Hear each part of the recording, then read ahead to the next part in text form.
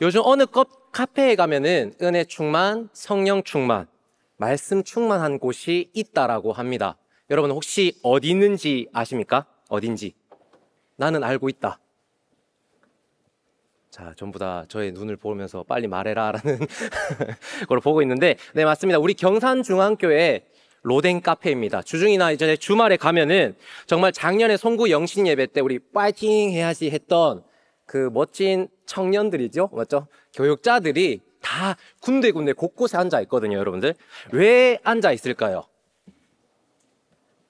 좀 크게 대답해 주시면 안 돼요? 네, 대신방. 네, 대신방을 하고 있습니다. 그래서 지금 대신방을 드린 청년들도 있을 것이고 아직 드리지 않은 청년들도 있을 것인데, 제가 샬롬 청년들과 2주 동안 이제 샬롬 대신방을 하면서 딱 한 가지 공통된 주제가 있었습니다. 그것은 바로 삶의 예배였어요. 우리는 대부분 알고 있습니다. 하나님 자녀답게, 그리스도인 자녀답게 내가 살고 싶어 함을. 하지만 그렇게 쉽지 않음을 또한 너무나 잘 알고 있어요.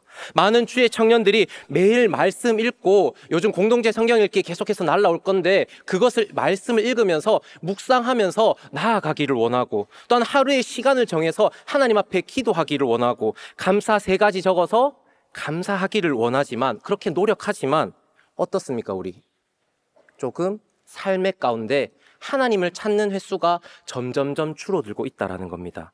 정말 예수님께서 그렇게 말씀하셨던 내 이웃을 내 몸과 같이 사랑하라 말씀하셔서 정말 누군가를 위해서 내가 헌신하고 섬김으로 그리스도의 사랑을 전하기를 원하지만 그렇지 못하는 나의 삶.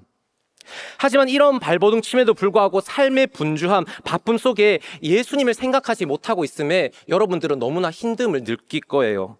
여러분도 한 번씩은 경험해 보았겠지만 내가 말씀 따라 살지 못하고 있음에 자책과 원망을 내게 돌리고, 그 상처와 허무함으로 인하여서 나의 신앙생활 가운데 신앙적으로 마치 내가 실패한 사람으로 느낄 때가 너무나 많다라는 사실입니다. 이러한 생각을 가지고 있을 때, 제가 삶의 예배에 대해서 고민하고 있을 때 인스타에 들어가서 한 글을 봤거든요. 한번 띄워주시겠어요?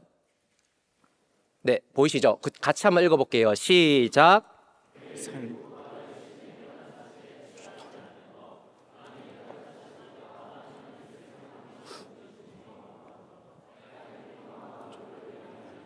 하나님 그분 자체를 기뻐하는가? 이것이 삶의 예배다. 네, 삶의 예배는 지금 무엇이라고 말씀하고 있습니까? 삶의 예배는 나의 열심이 바로 하나님의 뜻을 향한 것인지 우리가 한번 점검하는 것이에요. 여러분들은 너무나 지금 대학교나 또한 여러 곳에서 공부를 하며, 또한 취업 준비를 하고, 또한 직장 속에서 사랑받고 인정받고 또한 승진을 하기 위해서 계속해서 분주하게 열심을 다해 나아갈 거예요. 하지만 그 열심 가운데 정말 하나님을 위해서, 하나님의 뜻을 위해서 살아가고 있는지 한번 점검해 보라라는 겁니다. 그리고 그 열심이 누구를 향할 것인지 생각해보고, 또한 무엇이라고 말하고 있습니까? 하나님 자체로 그냥 기뻐하고 감사하는 것. 여러분들에게 주어진 상황과 환경 가운데 하나님께서는 말씀하세요. 나 자체로 기뻐하고 감사하는 것이 곧 삶의 예배다라고. 내 삶의 이유가 바로 예수 그리스도, 이러한 삶이야말로 삶의 예배라고 말씀해주고 있습니다. 할렐루야. 이렇게 2주 동안 신방을 하고 짧은 글을 하나를 보게 되면서 저는 어떻게 하면 우리 청년들이 삶 가운데 하나님께 예배를 드릴 수 있을까? 말씀을 준비하며 곰곰이 생각해 보았습니다. 그 결과 하나님께서 저에게 이렇게 말씀해 주시더라고요. 본질로 돌아가야 된다. 즉 예수 그리스도로 돌아가야 한다. 우리 청년들이 예수님에 대한 확신과 믿음으로 세상 가운데 나아간다라면은 예수님에 대해서 제대로 알고, 그리고 예수님을 조금이나마 생각한다라면은 그것이 바로 삶의 예배로 이어질 수밖에 없다라는 사실입니다. 히브리서 3장 1절 말씀을 우리 함께 읽어보도록 하겠습니다. 시작. 그러므로 함께 하늘의 부르심을 받은 거룩한 형제들아, 우리가 믿는 도리의 사도이시며 대제사장이신 예수를 깊이 생각하라. 네, 예수를 깊이 생각하라. 우리는 현재 스마트폰과 AI, 로봇, 많은 것을 소유하고 누리고 있습니다. 이것은 우리의 삶을 더 낫게 해준다라고 보증하고 있기 때문에 우리는 그것을 추구하며 우리는 나아갑니다. 또한 우리는 부와 명예, 그리고 권력, 그리고 자신의 성공을 위해서 계속해서 나아가고 있어요. 이것이 필요 없다라는 것이 아닙니다. 왜냐하면 우리는 하나님의 자녀이지만 세상 속에 살아갈 수밖에 없기 때문에 내게 필요한 것들 추구하고 그것을 바라며 나아갈 수 있어요. 하지만 여기서 우리가 깨달아야 하는 것은 그것보다 더 중요한 것이 있다라는 사실을 잊지 말아야 한다는 것입니다. 우리는 우리를 살리시고 구원하시는 분은 바로 예수 그리스도라는 사실을 잊지 않아야 합니다. 진리 되시며 시대와 유행과 경기를 타지 않은 그 예수님, 어떤 상황에서도 결코 변화하지 않는 우리 주 예수 그리스도를 붙잡는 인생을 살아가야 한다는 것입니다. 삶의 예배를 받기 합당하신 우리 복음의 핵심이신 예수님, 이 시간 그 예수님에 대해서 우리가 한번 알아가 보기를 원합니다. 그로 인하여서 그 사랑의 예수님을 내 삶 가운데 모시면서 예수님 따라 살아가는 여러분들 되길 간절히 소망합니다. 아멘. 예수님은 어떤 분이신가? 첫 번째 따라하도록 하겠습니다. 예수님은 모세보다 뛰어나시다. 히브리서 3장 3절에서 6절 말씀 우리 함께 읽어보도록 하겠습니다. 시작. 그는 모세보다 더욱 영광을 받을 만한 것이 마치 집 지은 자가 그 집보다 더욱 존귀함 같으니라. 집마다 지은 이가 있으니 만물을 지으신 이는 하나님이시라. 또한 모세는 장래에 말할 것을 증언하기 위하여 하나님의 온 집에서 종으로서 신실하였고 그리스도는 하나님의 집을 맡은 아들로서 그와 같이 하셨으니. 네, 모세는 유대인들의 관점에서 바라본다면 세상이 내어놓은 가장 위대한 선지자 중 한 사람이었습니다. 왜냐하면 그는 애굽에서 이스라엘 백성을 애굽에서 출애굽시킨 영도자였습니다. 그리고 수많은 국가와 민족들이 법 체제의 기초로 가져왔던 그 율법을 하나님께로 받아서 이스라엘 백성에게 내어준 율법의 제정자였습니다. 그뿐만 아니라 유대인을 한 민족 국가로 세운 민족 국가의 설립자였습니다. 그런 모세였기에 많은 유대인과 주변 사람들은 모세를 존경하며 우러러보게 됩니다. 또한 그를 가장 위대한 인물로 추앙하며 그의 삶을 기리고 그의 업적을 본받아 살아가려고 합니다. 이처럼 오늘날에는 많은 사람들이 자신에게 있어서 본받을 만하거나 모범이 되는 사람을 정하여 그를 따라가려고 합니다. 즉 인생의 모티브로 삼을 만한 롤 모델을 정하여 살아가면서 그가 성공한 길을 나 또한 걸어가겠다라고 생각하며 그 삶을 그대로 따라가기를 원한다라는 거예요. 우리나라에서 축구 분야를 생각해 봤으면 좋겠습니다. 대표적인 인물이 누구일까요? 바로 손흥민입니다. 손흥민. 만약 자기 자녀가 결혼을 해서 자기 자녀가 축구로 선수가 되기를 원한다라면은 그 학부모님께서는 자신의 자녀가 손흥민처럼 되기를 바라는 마음으로 손흥민 아버지가 운영하는 손 축구 아카데미에 그를 보내겠죠. 왜? 손흥민 아버지가 그를 키워와서 프리미어리그의 정말 득점왕까지 했던 그런 놀라운 일들을 만들어냈기 때문에 충분히 그 분에게 배우면 내 아들도 그렇게 될 수 있어. 내 딸들도 그렇게 될 수 있어. 그것을 믿고 맡긴다라는 겁니다. 이처럼 여러분들에게도 각자의 롤 모델이 있을 겁니다. 나보다 한 발짝, 두 발짝 앞서간 그 선구자. 정말 그들을 본받아 살아간다면은 성공으로 가는 길을 안내해 준다라고 생각하기 때문이죠. 그러나 하나님께서는 말씀합니다. 세상적인 성공보다 너희는 영적으로 성공해야 돼. 그렇기 때문에 그런 롤 모델보다 다른 무언가를 너희가 찾아야 될 텐데 그 롤 모델이 무엇인지 오늘 본문에서 말씀해 줍니다. 세상 가장 위대하고 추앙받는 그 모세보다 뛰어나신 분, 예수 그리스도, 그 예수 그리스도밖에 없다라는 사실이에요. 모세는 단지 하나님의 말씀을 직언하기 위해서 하나님의 집에 종에 불과했습니다. 하지만 예수 그리스도는 어떻습니까? 예수님은 그 하나님의 집을 맡은 아들이었습니다. 모든 것을 주관하고 다스릴 수 있는 그런 능력을 가지고 있는, 권력을 가지고 있는 예수 그리스도였습니다.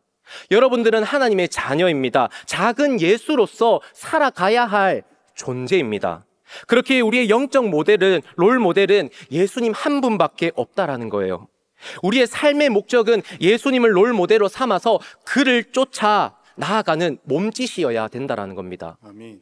내가 롤모델 되신 예수님을 닮고 그분대로 뜻대로 살아갈 때야말로 바로 삶의 예배가 내 삶에 이루어지게 된다는 것입니다. 주어진 삶에서 예수님을 무시하지 않길 바랍니다. 예수님을 등한시하고 거부하고 부정하지 않길 바랍니다. 예수님은 기도하셨어요. 여러분들이 주어진 상황과 환경 속에서 정말 눈 감고 정말 손을 모으고 기도할 수 없는 상황이 있다 할지라도 여러분들 속으로라도 하나님 앞에 기도하세요. 사람을 만나면 하나님, 내가 이런 사람을 만나야 되는데 주님께서 도와주세요. 정말 만남 가운데 정말 하나님을 높이는 시간 될 수 있도록 도와주세요. 혹여나 나를 정말 힘들게 하는 사람을 만났을 때 하나님, 저 사람을 통해서 내가 영적으로 손해나지 않게 해주세요. 기도하세요. 하나님 앞에 간절하게 속으로라도 기도하면 하나님께서는 그것을 듣고 계신다라는 것. 또한 이웃을 사랑하며 그들을 도와주셨습니다. 예수님은. 사랑하는 성도 여러분, 믿을 존재는 아니에요. 사람들. 제가 아버지가 목사님이신데 저에게 매번 하신 말씀이 있었어요.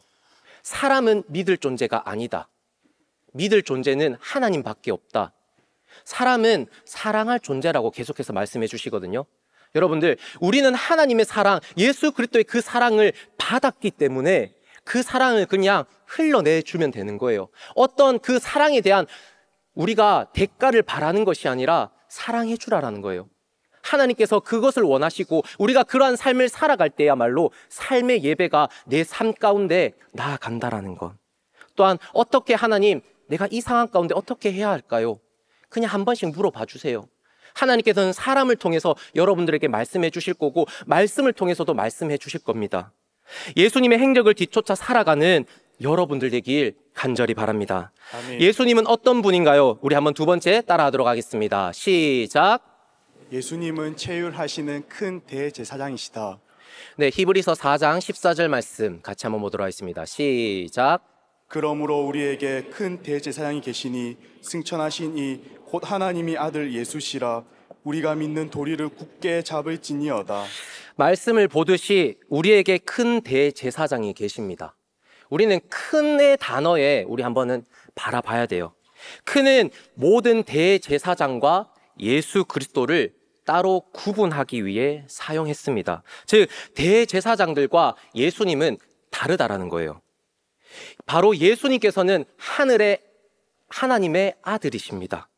그렇기 때문에 대제사장들과 다를 수밖에 없다라는 거예요. 이때의 예수는 바로 그분의 인간성, 인간적 본성과 인간을 체휼하시는 성품을 말해주고 있습니다. 체휼하다. 여러분들 조금 헷갈리시죠? 체휼하다의 뜻을 제가 가져갔습니다. 같이 한번 보도록 하겠습니다. 시작. 동정하다, 함께 고통을 받다, 위로하다. 네, 쉽게 말하자면 예수님은 다른 모든 대제사장들과 마찬가지로 한 인간이셨습니다. 그분은 다른 인간이나 대제사장들이 겪는 모든 시련과 유혹을 친히 겪으셔야 했습니다. 그러므로 예수님은 그들의 대제사장으로서 그분 예수님께 나아오는 모든 이들을 체휼할 수 있다라는 거예요. 즉, 그 아픔을 같이 나누고 또한 그 아픔을 위해서 위로해주고 긍휼히 열어주시고 위로해 주시는 하나님. 만왕의 왕으로서 죄인의 자리까지 낮아지셔서 겸손해지셔서 우리와 같은 사람으로 이 땅에 오신 예수님입니다. 그렇기 때문에 인성을 가지고 계세요.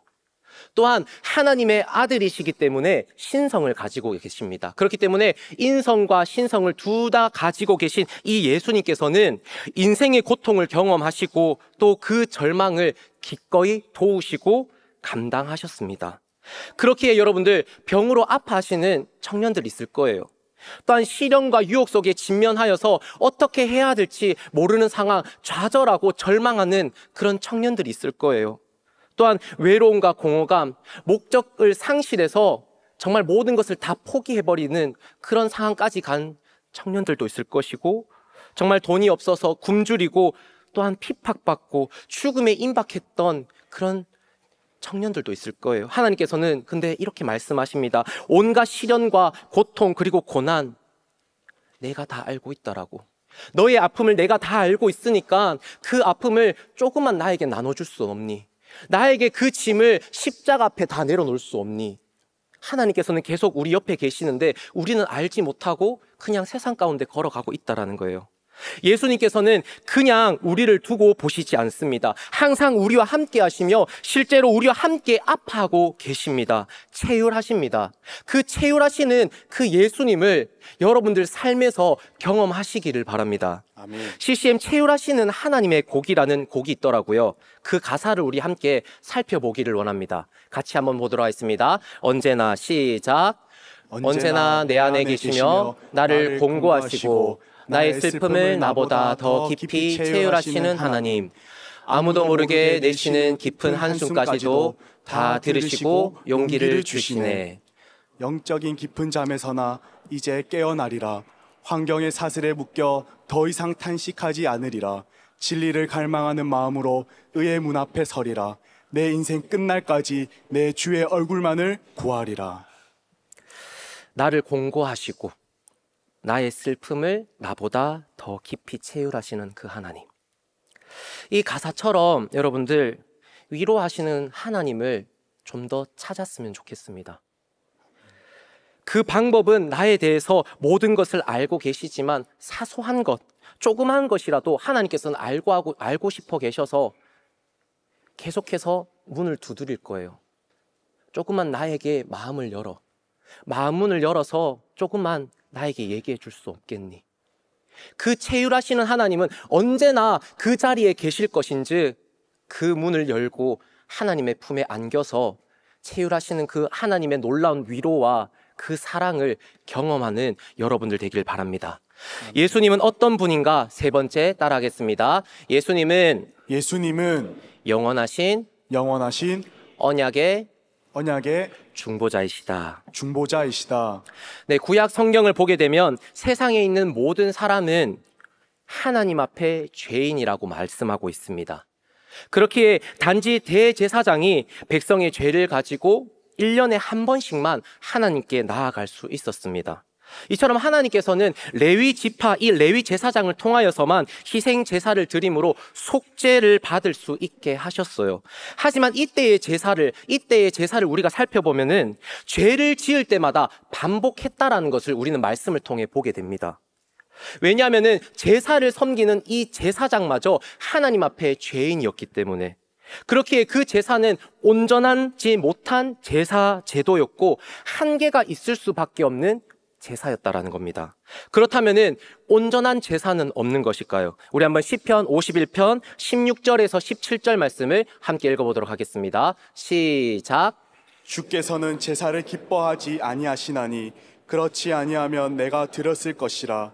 주는 번제를 기뻐하지 아니하시나이다. 하나님께서 구하시는 제사는 상한 심령이라. 하나님이여, 상하고 통회하는 마음을 주께서 멸시하지 아니하시리이다. 아멘. 하나님께서 원하시는 제사는 무슨 심령이라고 말씀하고 있습니까? 상한 심령. 상한 심령은 찢기고 꺾인 마음으로 자신의 죄를 뼈저리게 아파하면서 허물로 가득 찬 자신의 자아를 철저히 부인하는 것을 말합니다. 즉, 온전히 예수님을 향한 제사를 드리라라는 거예요.